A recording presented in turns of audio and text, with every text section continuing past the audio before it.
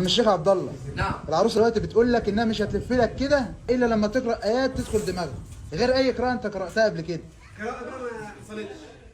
أعوذ بالله من الشيطان الرجيم.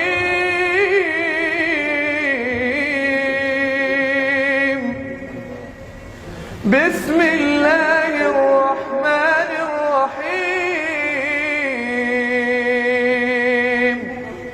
ومن آياته أن خلق لكم من أنفسكم أزواجا لتسكنوا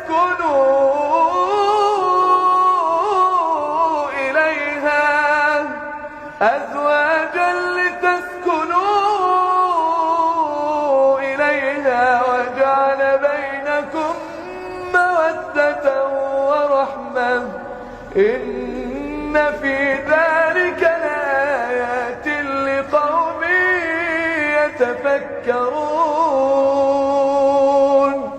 ومن آياته خلق السماوات والأرض واختلاف ألسنتكم وألوانكم إن في ذلك لآيات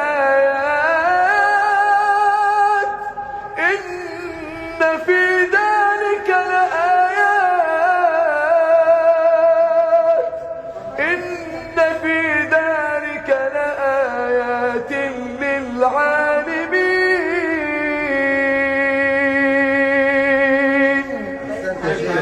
يا عروسه تمام؟ اليوم مبروك يا مولانا.